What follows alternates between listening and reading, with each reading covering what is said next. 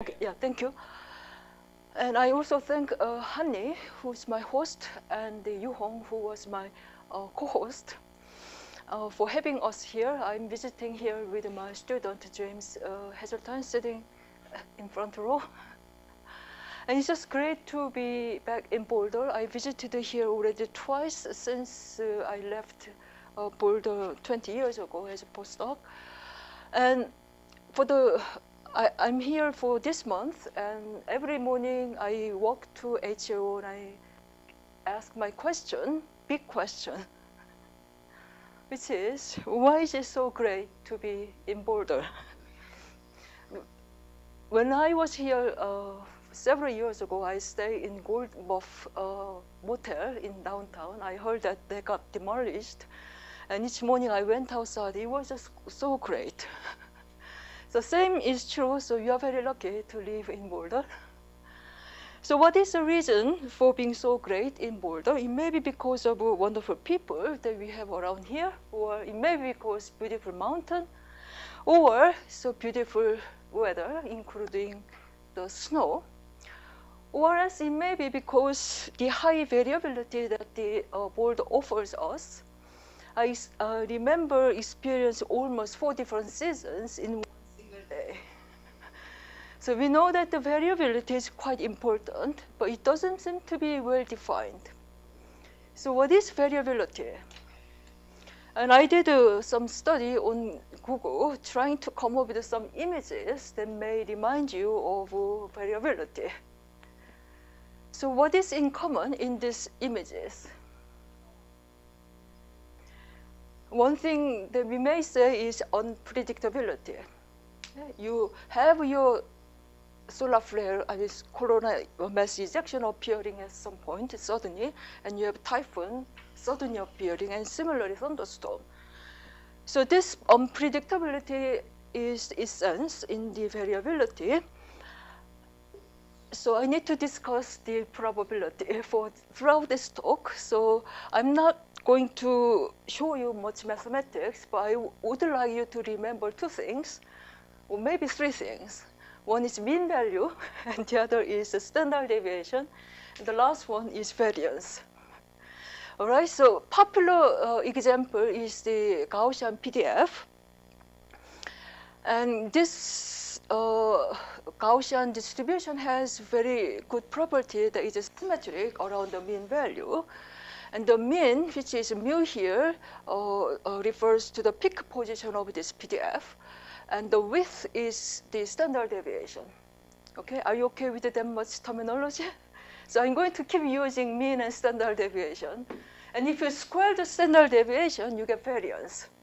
Not too bad, okay? Okay, and if you have the distribution which is broader, that means that you have the wide range of value for finite probability. So they suggest that it is less predictable when you have broader distribution.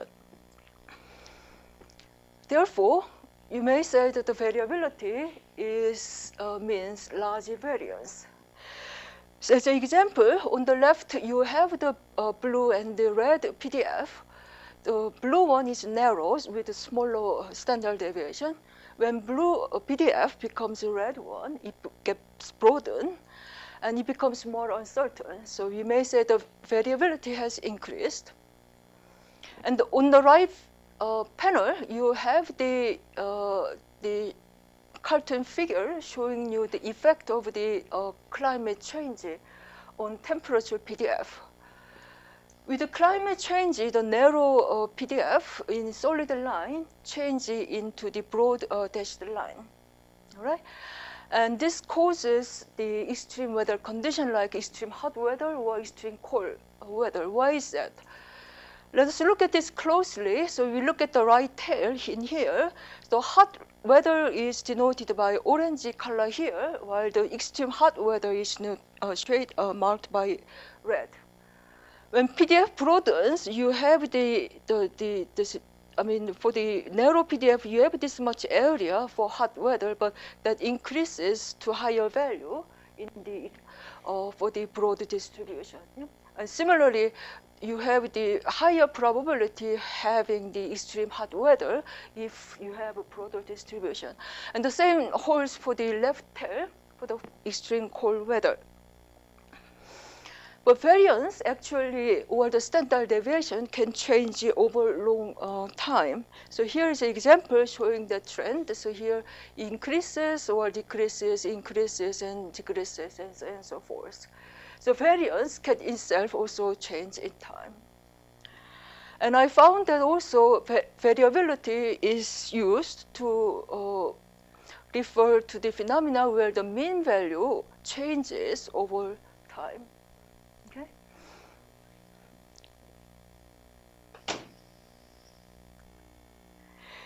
The question I want to address in this talk is, if you know everything about mean or variance, is it enough or is it sufficient to quantify the variability?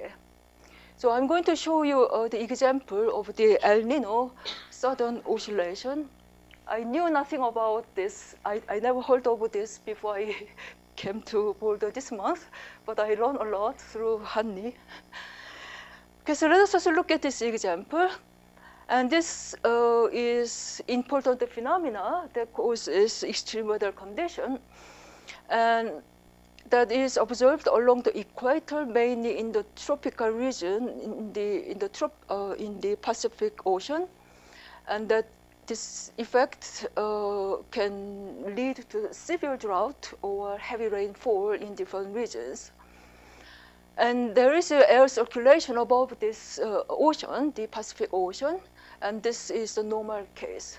Okay, you have a certain pattern, and Hanni looks very serious. Maybe he's worried that I'm going to make a mistake. Okay, I learned that this regular pattern can be disrupted in two ways. One is the El Nino condition for warm phase, or the La Nina condition for the cold phase. And actually, there is a irregular oscillation between these three, and the middle is a neutral phase, it's a normal condition. And you have the irregular oscillation between these three, and this is one magnification of that oscillation. So the red refers to the the warm phase, and the cold region is for the, blue is for the cold phase. Okay, so I'm not going to go into detail all the wonderful physical mechanism for this, for causing this one. Rather, I would like to focus on the statistical analysis. Okay, so we also know that the weather is affected by solar activity or solar variability. So Hanni has been working on looking at how the solar variability affects the weather, and he has a very good model. And so he gave me the data to look at. So first of all, I'm going to show you how the mean value and standard deviation changes is associated with ENSO, and then later I will show you the time-dependent PDF and other statistical analysis. All right, so here you are looking at similar region in the equator Pacific Ocean. And we are going to look at three different locations. One is the Nino 4 from the 160 east to the 150 west. And Nino 3 covers from 150 west to the 90 west. And Nino 3.4 is somewhere in between. And along the latitude, we cover about 5 degrees in north and the south. And we have the data point in this region, about 126 data points, and in each region. So by sampling the different 126 points, we can calculate the time-dependent PDF. And first of all, we are doing this under two solar conditions. One is solar max, where the irradiance is equivalent to the solar maximum. And then the minimum condition, where we fix the irradiance to be minimum value. Yeah, there isn't any solar variation, but we fix it to be a constant.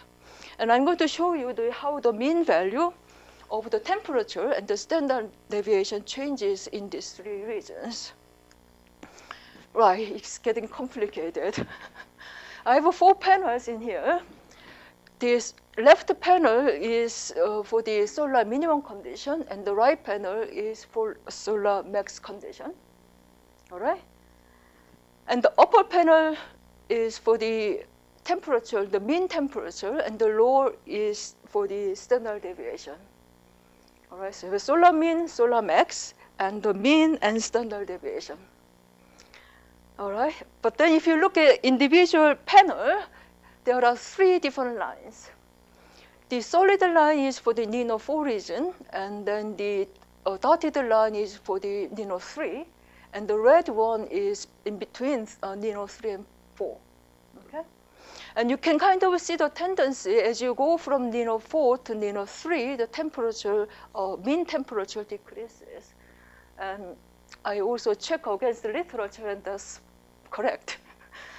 All right, on the right, you see similar tendency, but it's kind of difficult to distinguish them. And the standard deviation is shown in the here. This is solar minimum and solar max. The solar input seems to decrease this standard deviation fluctuation. And if you do the Fourier analysis, there isn't really a significant difference between the solar mean and solar max. And because it's complex, you just want to take the average over time to get a single, so mean over mean. So mean is from the data, but you are going to also take a mean along the time. And this is what you get. So gray is for the solar mean, which the figure was on the left, and the red is for solar max, which we saw on the right panel. And the NINO 4 and 3.4 and 3. So as we noticed before, you see the tendency of temperature decreasing as you go from the 4 to 3, which is okay. And then, but on the other hand, the standard deviation actually increases as you go from NINO 4 to NINO 3. Now, if you compare the solar mean condition with the solar max condition, you can kind of see little increase in temperature. But then the increment is quite tiny. It's order of 0.1% or even less in all cases. But there is actually more effect on the standard deviation due to solar effect. So that is a small conclusion. Solar input seems to affect standard deviation more than mean. And just if you just want to look at the mean temperature, you may be tempted to conclude that the solar input has very small effect, 1,000 or even less. Or if you are very open-minded, you may go and say, wait a minute, we may need some other diagnostics to understand the solar effect. So we may need some other more sensitive method. And I'm going to present maybe a possible method as sensitive diagnostics later. So far we only talk about the mean value and standard deviation, and I remembered I promised you that those are only 2 things that I ask you to remember. But in fact, there is more complexity associated with a PDF. So for non-Gaussian PDF, actually the PDF may not be symmetry, it's skewed in one direction. So we also need to consider skewness or kurtosis or even higher moment. So that brings us somehow the importance of considering the entire PDF. I mean, you can go doing the higher moment. The first moment is the mean, and the second is the deviation, and then go third and fourth moment. And then how many do you need to go up? You may just give up and just say, I need a PDF, okay? And also how the PDF changes seems to be quite crucial. So if we have the time-dependent PDF, we can calculate some quantity called the information length that I'm going to talk about today. And that seems to give us more information about the solar effect and so. Okay. So that was the kind of a long introduction, and here is the outline of the remaining talk. So I will give you some motivation for this information length. And then I will show you one of the previous work applied to the music to understand how the music changes over time. And then I will go back to this ENSO model and look at what this diagnostics tells about the solar effect on the sea surface temperature. And then I will also present analysis in the Earth's atmosphere that James has been working on. He has been dealing with a large set of data, and I was looking at only the surface, sea surface data. Okay.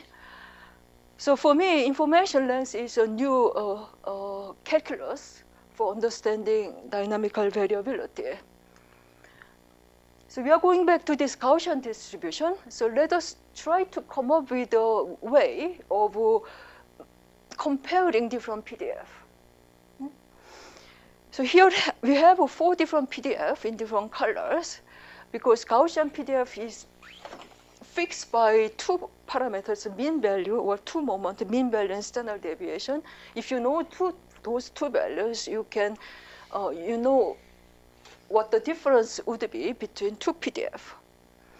So the difference that I'm going to talk about is actually has no dimension. So I call it distance because it tells you how different 2 PDF is, but actually it's a dimensionless distance or the metric. And statistical is the number of different statistical state. Yeah? So you have 4 PDF here, and you want to come up with that dimensionless distance such that if PDF are exactly the same, distance is 0. Yeah? It's the same, no difference, no different states. Okay? If now you make the 2 PDF very different, like this one or there, the distance now gets larger. So that means these 2 PDF are more statistically distinguishable. Does it make sense? So I'm talking about dimensionless number that quantifies the difference between 2 PDF. All right?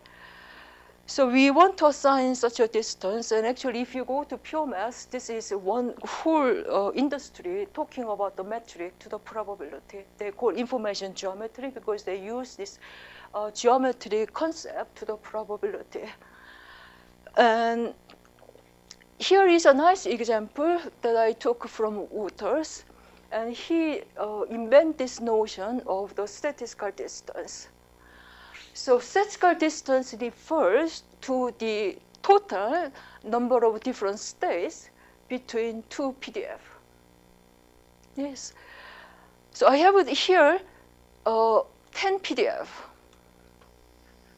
And whether you believe me or not, I'm going to declare that this statistical distance between 2 nearby PDF is exactly the same for all 10. That means that the statistical distance between this and this is equal to the statistical distance between these 2. Do you believe me? You don't believe. Why? Because if you look at naively in the middle, the peak to peak the distance is quite large. But on the other hand, here is smaller. But remember, the distance I'm talking about has no dimension. And when you think about this physical distance that comes with a meter and centimeter or kilometer, okay? So we need to do something to this physical distance to get rid of the dimension, all right? So that you can do it by dividing this that physical distance by the standard deviation. Because standard deviation, it has also same unit, so it's meter or centimeter or millimeter, okay? So you divide meter by meter, so you get dimensionless number. Why do we do that? It is because the standard deviation actually tells you on certainty when you measure the mean position. Yeah? When you measure the mean position, it is a peak of the PDF. However, there is uncertainty given by the standard deviation. Yeah? So that means that nothing actually can be distinguished below 1 standard deviation. So that is the smallest length that you can resolve with a given PDF. If your PDF is very fat, you cannot distinguish much small structure because there is large uncertainty. But if your PDF is very narrow, you can distinguish a very small structure. Okay? So that's the reason why the statistical, so what you do is basically you divide the peak to peak distance by its width. So it is a factor here, so the standard deviation is large, and here is narrow, so you divide by a smaller number, so you get equal distance among as you go from here to there. But now you may wonder, now I have two PDF, one is narrow and one that is a factor, which one am I going to use? So story is more complex than I explained, but that is the underlying concept. Okay, so now let us look at this more closely. Then I'm going to give you a formula that solves all problems. So you don't need to struggle with looking at your figure, trying to find the width and the mean position. I will give you the formula, and that settles it. Okay? Right, so here let us consider the case. You have the two PDF with a different mean position, but they have the same width. So let us assume that the distance between the two peaks is 1, and then two of them have the same standard deviation 1. So now the statistical distance between the two PDF now is basically dividing 1 by 1. So I'm just calling 1 and 1, but it may be 1 meter over 1 meter. Okay? So you get kind of a 1 unit distance, statistical distance between two PDF. I'm going to put more PDF like so, so we have now total 10. So if you compare the first one and the last one, you see the mean position differ by 9 units, and then they have all the same standard deviation 1. So basically, you are going to divide the 9 by 1. So you get 9 much difference. So that is nice. But this is the case when the standard deviation is the same for every PDF. So now you want to look at what happens if now PDF has different width. So here is a case. You have the one narrow PDF and the one broader one. And for simplicity, we say that the mean position is the same. They have the same peak position. The trick here is now consider how many PDF, the narrow PDF you can fit under the wider PDF. Roughly, if this is twice wider, then you can fit two narrow PDF under this broader PDF. Yeah? So roughly, you get 1 unit distance. But for the width, actually the mathematics is a little different. But all I want to know is that the changing width also comes with a change in that gives you also statistical distance. Okay? Now here is more actually interesting question. I mean, so far we consider two cases. So now someone just gave me two PDF at some fixed time, and they just want me to compare this two PDF to come up with a difference at fixed time, yeah, here and there. But now we are going to do dynamical problem. You start with a red PDF here, and this red PDF actually now, over the course of time, move towards the origin or 1, and now we finally settle at this position. Yeah? This is now the time evolution. Okay? So now all you know is initial condition and final condition. We know that this is initial PDF and this is final PDF. And you know nothing about how this red becomes blue. Okay, so let us go back. I mean, one possibility is now like this one. You start with the red, and then you slowly just march along until you reach the blue one, keeping same standard deviation. Yeah? So if you evolve your PDF this way, you will have about 9 unit difference in statistical distance. Okay? But you may say this is too boring. I want to also change my width as I approach the final state. So you may now want to come up with this scenario like this. You move this red one to blue one in such a way. In the middle intermediate stage, you broaden it first. It's very fat here, and then you make it narrow. Okay? So if you evolve your system in this way, the advantage is that actually at any time you are calculating the rate of change in your mean position with respect to the instantaneous standard deviation. And your standard deviation is larger here, so you reduce the change in the statistical distance. Okay?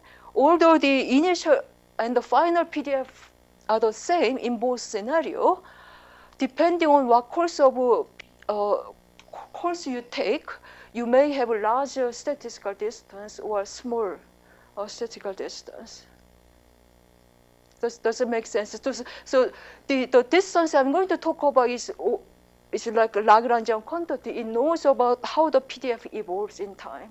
It cares about what path the PDF takes. And now things get complicated. You may just give up. That's too much, and I want to go home.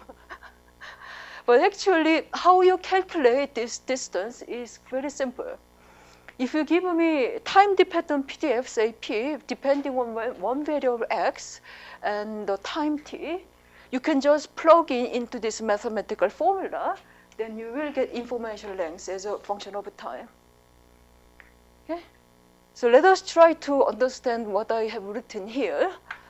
So log P is related to entropy associated with PDF. You are going to take derivative with respect to time and square it so that it doesn't give you negative value. And then you weight that thing with by the probability and then integrate over all variables.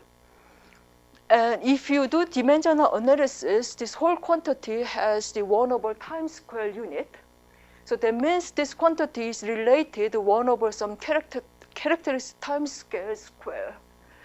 And that characteristic time tau is the rate of change of information associated with the PDF. If PDF changes very rapidly, the time scale will become very small because it knows about how fast your PDF changes. And if you have a stationary distribution which doesn't change at all, that tau is infinite because it takes infinite time for stationary PDF change. Yeah, it never changes. Okay? So you get that time scale, and then you are going to measure how the clock time with respect to the characteristic time scale, and that gives you the information length as a function of time. So this is the integral between 0 and t. So if you put t equals 0, it's 0. Yeah. At t equals 0, there is no information change because you are looking at the same PDF. As PDF changes in time, that the L will increase because this is positive definite quantity, and you integrate some positive definite quantity over time, it always increases. Okay? But the rate of increase depends on this this time scale.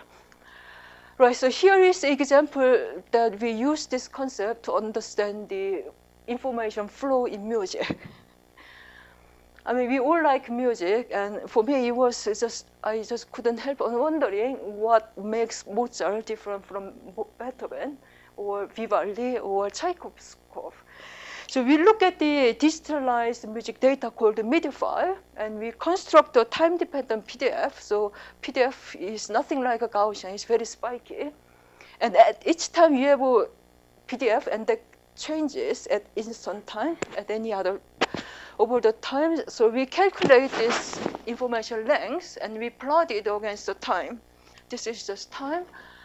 And you see the largest growth of the growth occurs for the Tchaikovsky. His music is very wild. Yeah, it just goes bum bum bum bum. While the comparison, the more classical music like Vivaldi, the increase is quite subtle. So we look at how the slope changes, which is related to 1 over this tau that I was talking about. And here is the picture. So we are looking at the 1 over characteristic time against the real clock time. And this is a Tchaikovsky case where the pattern is kind of wild. And in comparison, the classical like Mozart and Vivaldi, the pattern is quite subtle. So the classical music comes with a subtle change in information that is just good for your soul and body. All right, so we also look at the Fourier transform of that and of this picture. And you see beautiful harmonic and the overtones, and here you see beautiful overtone, and also similarly Vivaldi. How about the modern rock? Oh, that is ugly. I didn't want to look at. We'll do some metal for the next paper. They will be ugly. Okay, thank you. So So now we are going back to yes. Question. So before, so if you go back maybe 2 slides, and we, or maybe one more. Yeah. So if it's a very short, say short delta t, Mhm. short change, Mhm. and if you look at the information change during a short time period, will you be able to, like, I don't know, like expand them into first, second, higher order moments of the variability? I mean, I was wondering, can you express the distance in terms of mean, standard deviation, third order momentum or higher order momentum? Yeah, for this one, I mean that's very good question because I only talk about the 2 moments so far. I mean for the Gaussian, if you know the standard deviation on the mean position 2 lowest moment, you described everything. So this is actually it's a combination of the second and then the first order moment. But in general, if your PDF is more complex, it comes with a little slight different factor. But but this one at this level, when you take second moment, it weighs the second moment, not higher moment. So I mean, actually, that's a very good question because this is the kind of the starting point, and there have been also people studying this, not in this context, but Fisher information. I mean, this is how they define Fisher information with respect to coordinate, but they define the generalized Fisher information with any arbitrary n power. So if we want to also adopt I mean, that's one of the things that I wanted to look at. If you want to now generalize this to more complex system, you may want to generalize this n power and different weighting here. But I thought the PDF you were working on is not limited to Gaussian, right? It's not limited to Gaussian, but if you say it, the final form comes with some second moment and then first moment, but with a different weighting on the second moment. So if you have so it gives you something else, but I do not really, because I mean, in principle, you may say that if you have a PDF that is very highly complex and it has higher moments, you may actually want to look at any power of this. And then you may need to also consider this. But my feeling is that overall, I think the tendency may be up to some constant. I found that if I compare the different PDF, like exponential or something else, there is a good measure of this information, I mean, from this quantity.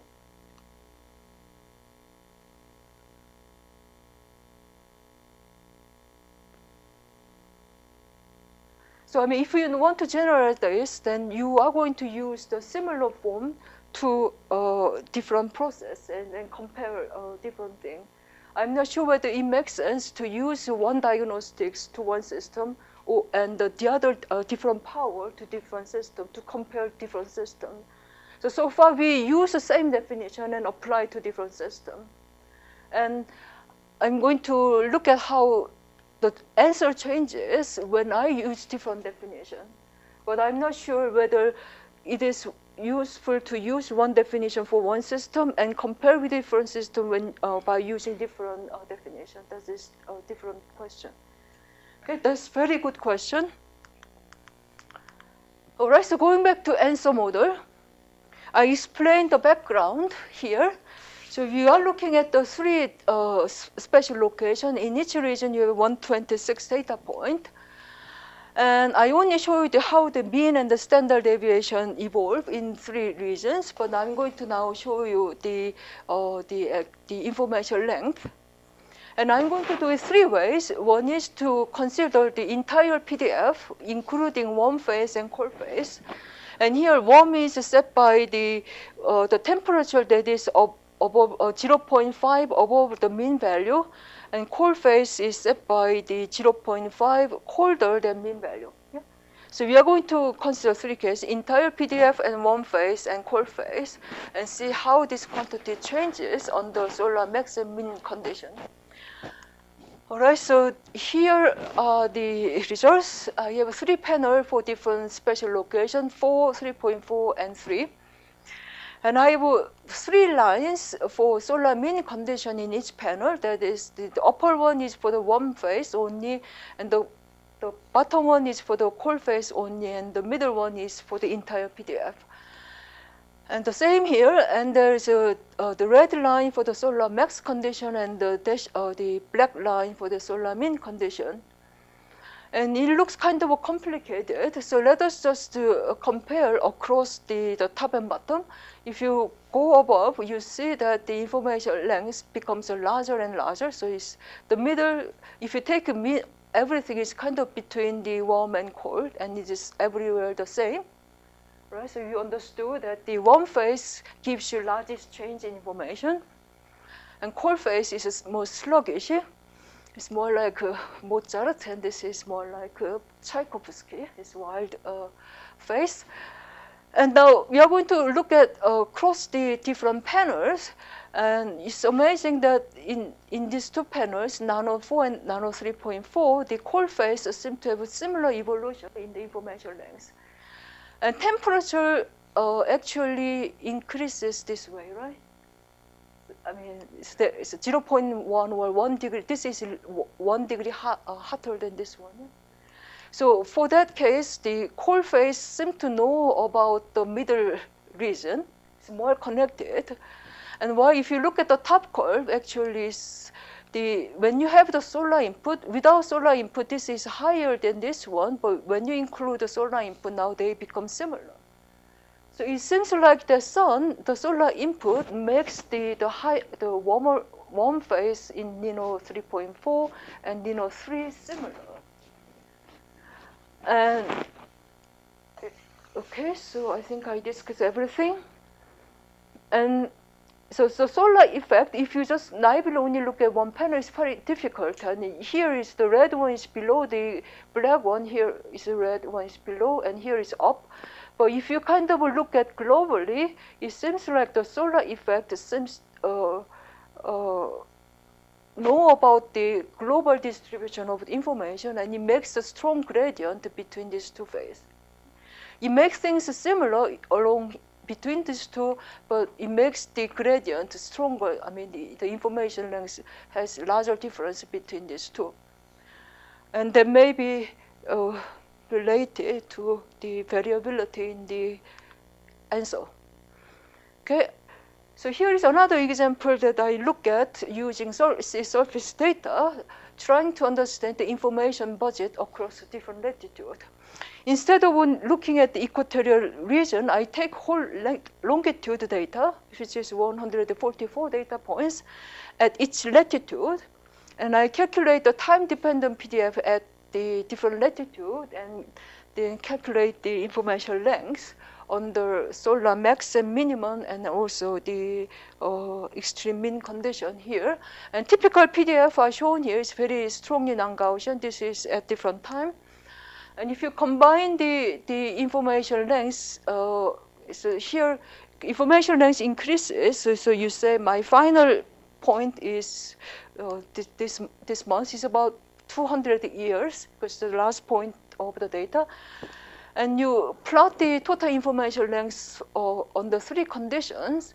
And the diamond is for the solar max, and then the cross is for the solar nominal mean, and the star is when you drop the solar irradiance a lot below the nominal condition. And you see that the solar input does something, because you see a large gap between different points.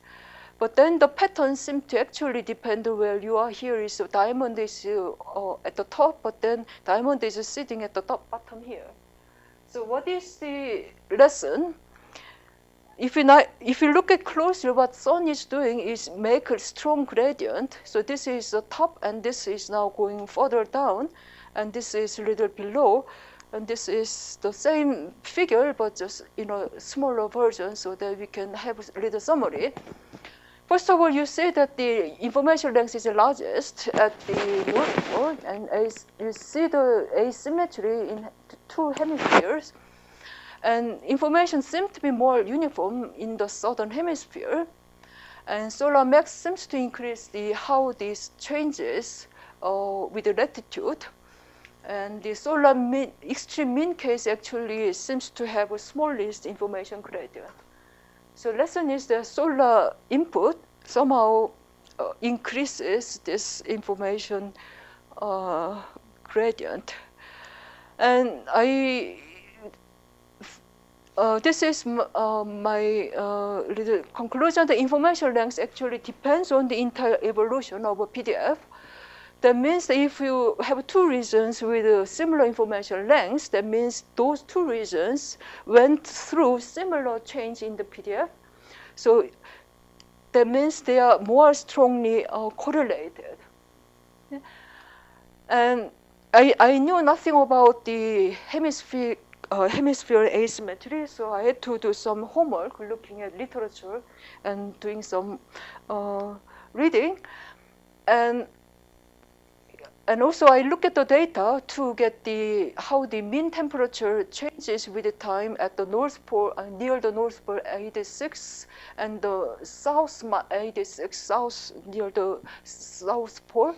And this is the mean evolution of temperature, and this is the standard deviation.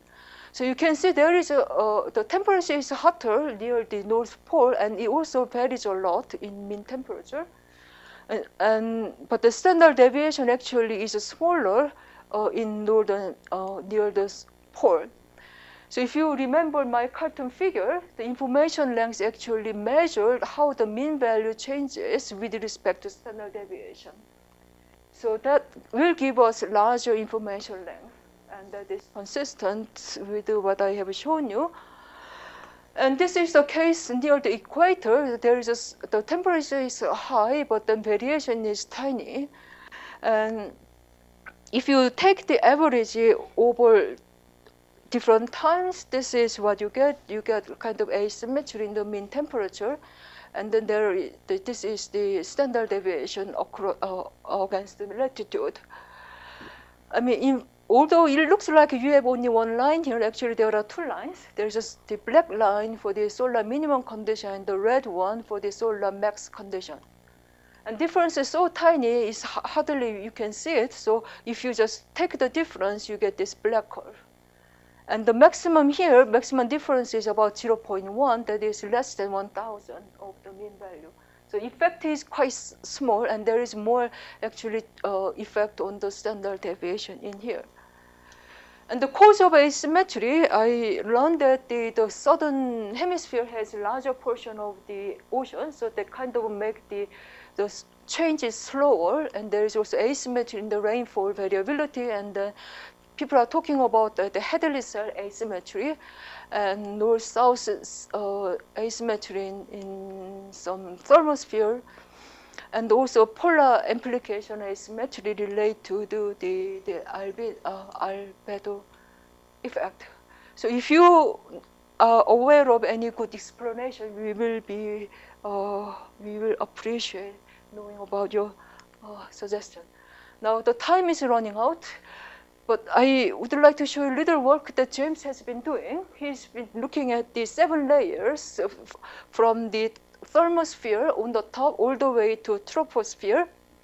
And he considered all longitude and the latitudinal data, which, I mean, this one has a better resolution, so he has many, many data points. So we calculate the time-dependent PDF in this 7 layer around some middle point and the information length. And let me just show you the mean and the standard deviation for the zonal flow and the meridional flow. And this is the zonal flow, and this is meridional flow, and the black line is on the top thermosphere, and red one is bottom, the troposphere. So you kind of see they are complicated.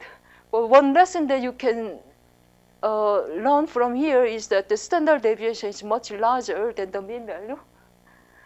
And the patterns are all all over the places. It's hard to see what is going on. So now we look at the time-dependent PDF and then calculate the information length for 7 layers. So it increases with the time.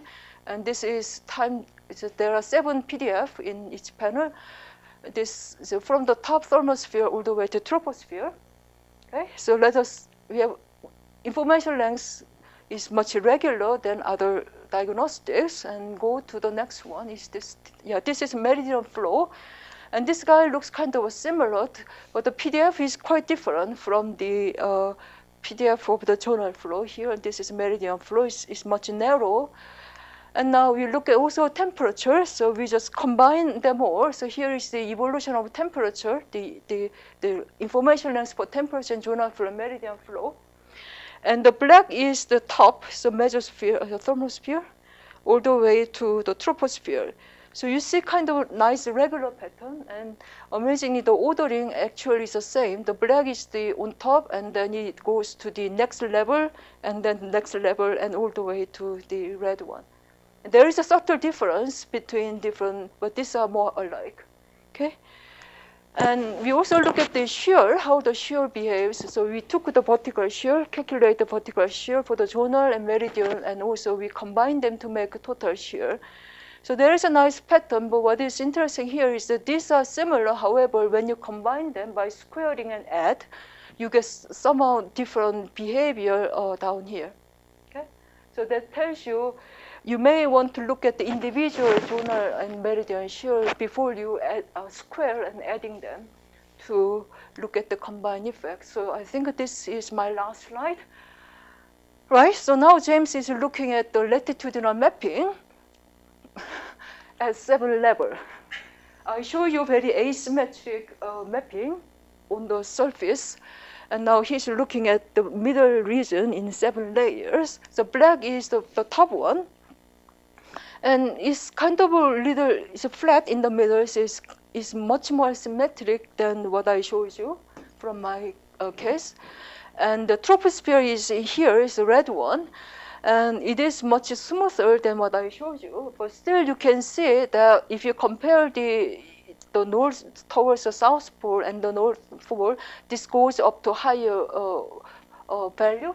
So there is still asymmetry manifested at from his high resolution run. So, but then the detailed structure seems a little different, so we want to understand it. Actually, I lied to you because I have another slide. But this one was looking at the latitudinal mapping using temperature data, and now this is looking at the mapping now using the zonal flow PDF. You see more structure here, and it is beyond us to understand what is causing this. I did my best to try to understand the asymmetry from temperature PDF, but this will, we still need to work on to understand what is causing this beautiful pattern. Okay, so thank you so much.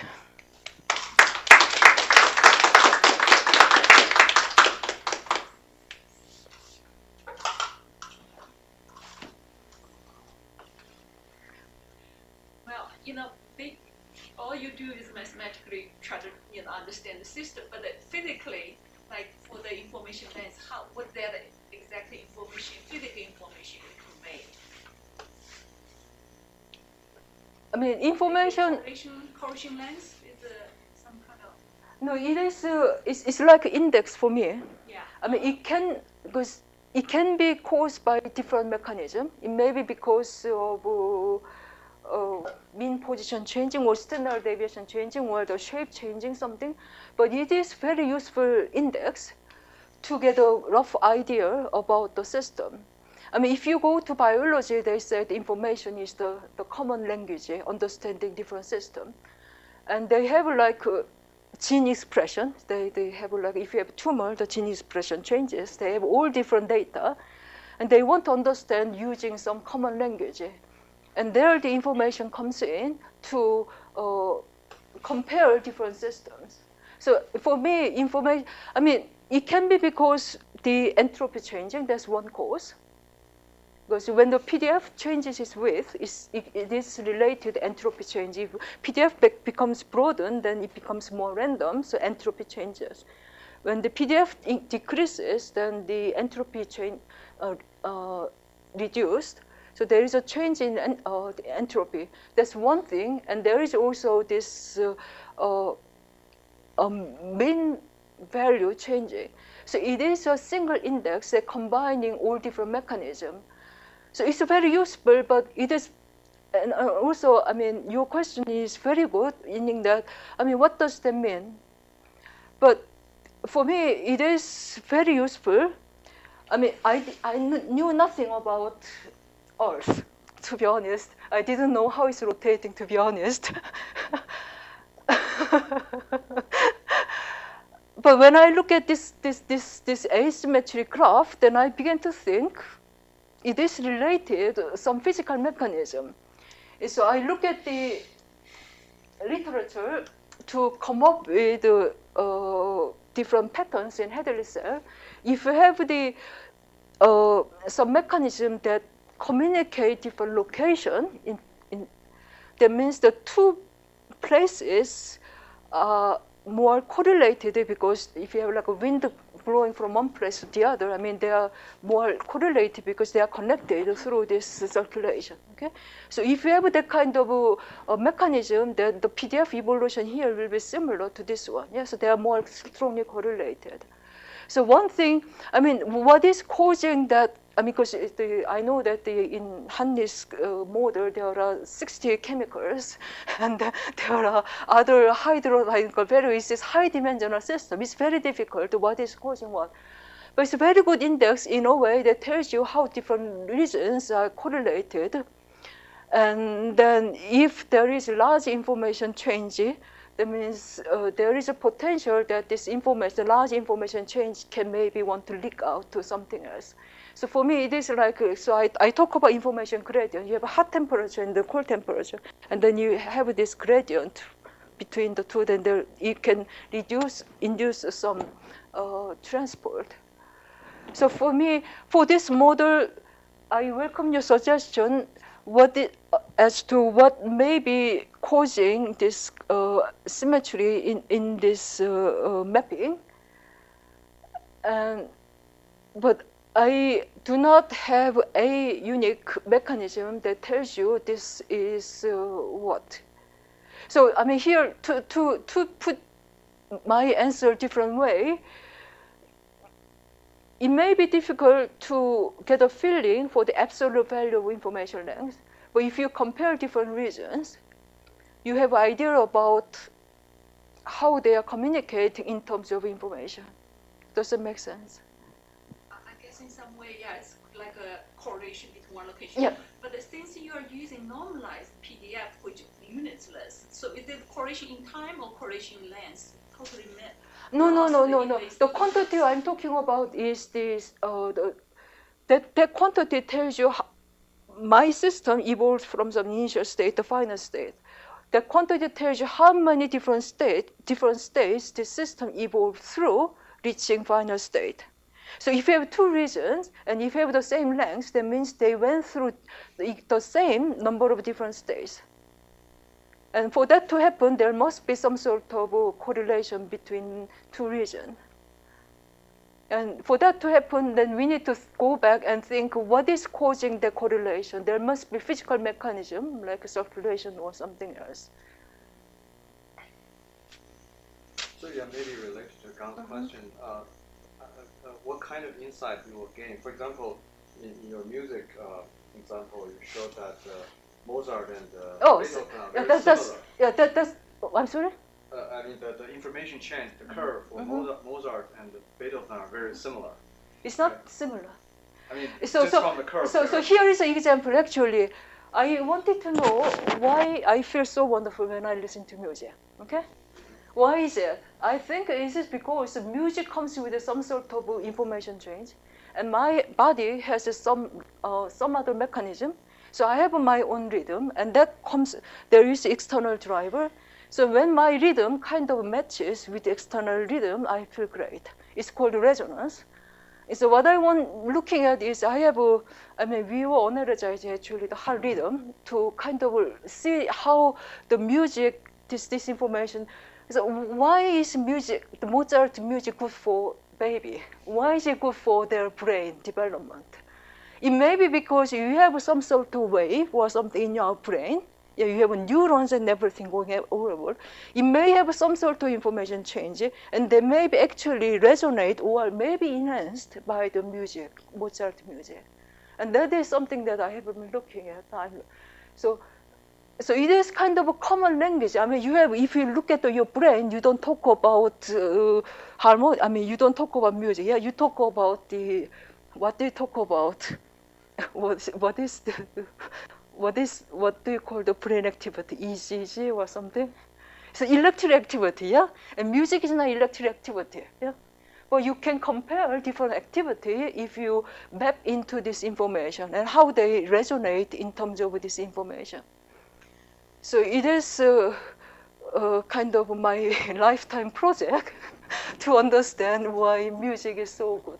Why certain, because when you're in certain moods, you like certain music better than others, yeah, depending on your mood. It may be because your information flow in your brain changes depending on mood, so you may be more receptive to certain information flow outside. And certain information flow from outside may help you doing something better, or it may make things worse. So that is kind of my philosophical motivation. And it's just amazing that because this is the first time that we are looking at data apart from music. And it's just amazing that, I mean, you can just pull out something that you didn't know before when you map into this dimensionless number. So, I mean, here is what I was showing. Here I have a temperature and zonal flow and meridian flow. Meridian flow is a vector, and that has dimension completely from temperature, yeah? Temperature is temperature. But then if you only look at this dimensionless number, you can compare, and actually there seems to be some sort of pattern. That means they are somehow related, they are kind of coordinated in terms of information change in the evolution. So if you have any data, so that is, did I conclude? Yes, I didn't even show you the conclusion. So my conclusion is that we are open for suggestion and collaboration for any data analysis. And it's difficult to get time-dependent PDF from data, I understand, but you seem to have a very good quality data. I was impressed.